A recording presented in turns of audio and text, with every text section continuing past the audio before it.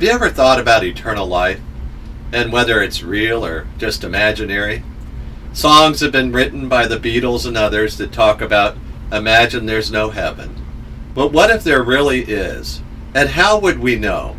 How could we know for sure that there's actually a heaven somewhere beyond this starry sky and these beautiful clouds and all the things that are up above us? How could we know?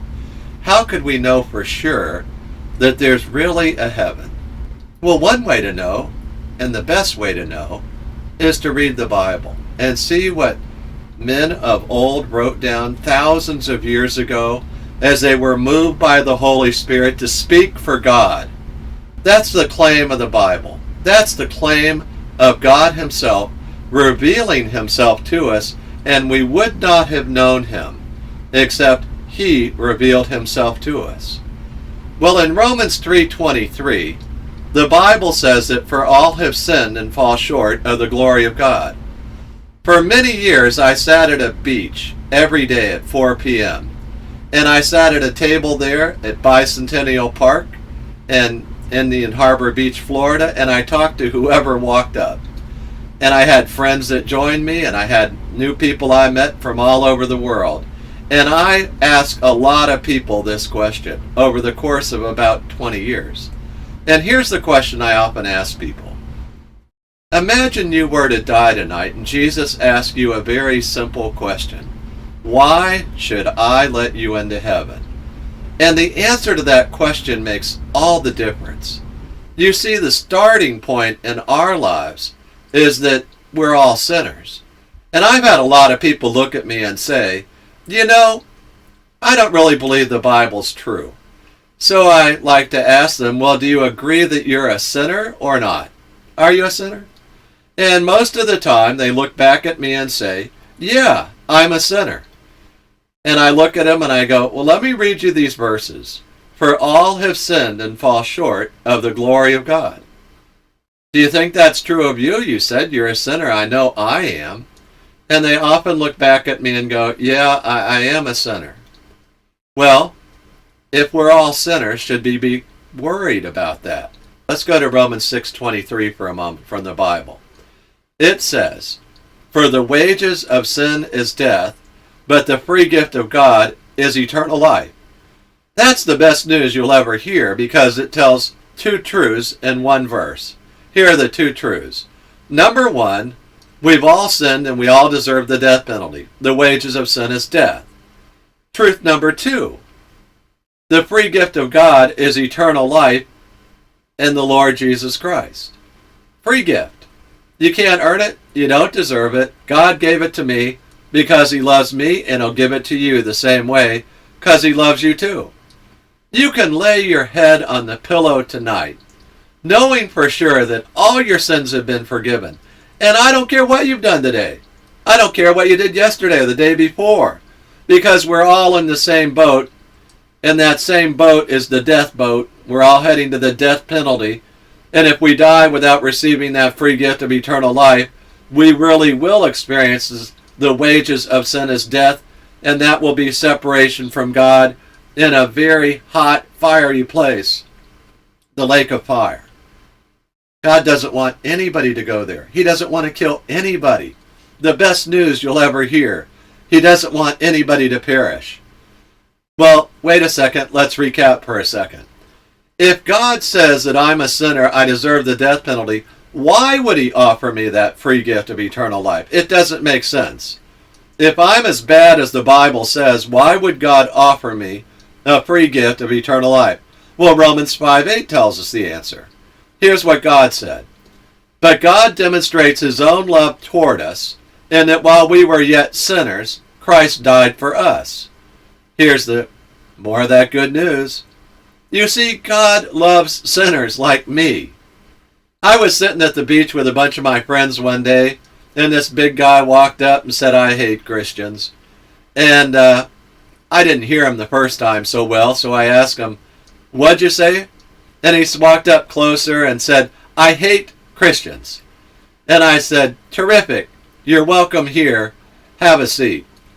And he looked at me and said, you know, nobody's ever told me that anything like that. I said, well, God loves you. And he loves all sinners like me and like you. He loves us. And the guy said, everywhere I've ever been, all the Christians have told me how bad I am, all the evil things I've done, and how God really dislikes me. Nobody's ever told me that God loves me. Here, I'm going to say the verse again.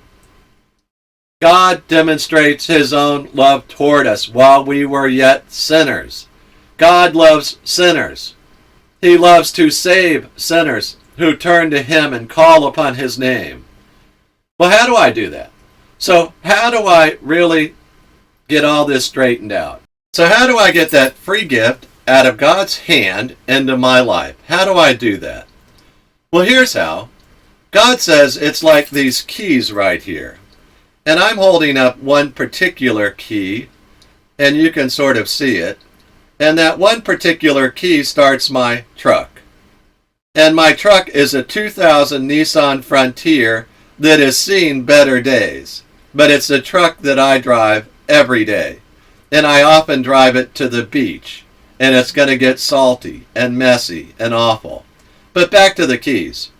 Many people have heard everything I've said up till now, and they said, oh yes, I know all about it. But I want to take you back to my key. You can look at that key and say, oh yes, it has little edges across the top and the bottom. There's a keyway right here, and yeah, it's got all that. They know all about the key. But here's what they've never understood. That this key does them no good as far as driving my car, or if I say to them, I want to give you my car as a free gift. Until you reach out and grab the keys out of God's hand, well, you're just staring at the keys. Is today the day that you're going to reach out and say, no, I'm going to grab the free gift that God's offering me and take it into my life? You see, as long as you're going to church, as long as you're just out there looking at the key and you can describe, oh, Jesus died on a cross. He suffered a lot. He was raised the third day. You're just staring at the keys. You can tell me everything you need to know about the key. You can look at my truck and say, yeah, it's a 2000 Nissan Frontier. Oh, yeah, I know all about that truck. I've worked on them a lot. And God says, no, I'm offering you a free gift. Here's the key. But to accept that gift, you must reach out and take the keys. How do we reach out and accept God's great offer of the free gift of salvation? You see, here's how we do it. In Romans 10:9, God says that if you confess Jesus as Lord with your mouth and believe in your heart that God raised him from the dead, you will be saved. So let's go over that in parts. Part of that is you're going to confess Jesus with your mouth, and you're going to say the words. And you're going to say, Lord Jesus, I believe that you died on the cross for me. And I would love for you to be Lord of my life. I want you to take control of all of my life. I look forward to that. I will enjoy that, I know. Well, number 2, you're also going to believe in your heart that Jesus is alive because he didn't just die, he died and then was resurrected on the third day. Third part. Here's the best part. He said if you'll confess with your mouth Jesus is Lord and believe in your heart that God raised him from the dead, third part, you will be saved. Absolute promise.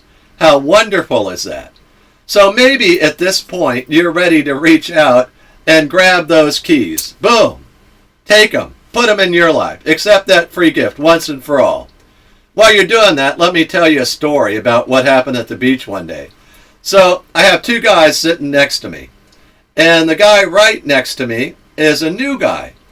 And I hold up the keys to him and I say, hey, look, today's the day that you can reach out and receive that free gift by praying that prayer of salvation. And my friend sitting right here was thinking about it. But my friend sitting over here reached across, grabbed the keys, and said, you can't give them to him. I received those keys about a month ago, and I don't want anybody else to take them away. Today's your day. No matter how many other people have taken these keys out of my hand, today is your day. you can stop looking at the keys and thinking about the free gift, and you can go, today's the day that I'm going to accept the free gift of eternal life and do it right now. I'm going to pray a prayer, and you can bow your head and pray that prayer too. I urge you to do that. I beg you to do that in the name of the Lord Jesus. Let's pray together. We're going to pray back the verses we've already read. Here we go. Lord Jesus, I confess that I am a sinner and I fall short of the glory of God. Lord Jesus, I confess too that I deserve the death penalty as the wages of sin. Lord, I thank you that you offer me the free gift of eternal life in Christ Jesus our Lord right now. I accept that free gift. I believe that you love me and that Jesus Christ died on the cross in my place. Lord, thank you for sending your only Son, God in the flesh, Jesus Christ, to die for me. I confess Jesus is Lord with my mouth, and I believe in my heart that he was raised from the dead. Lord, I count upon your promise, I believe it by faith, that you said I will be saved from the death penalty, and the Lord Jesus will come into my life right now as my Savior forever and ever and ever. Thank you, Lord, for that free gift. Thank you for forgiving me of all my sins. I repent of all my sins. In your name I pray. Amen. So if you prayed that prayer, send me an email at friend@christassembly.org. Hallelujah!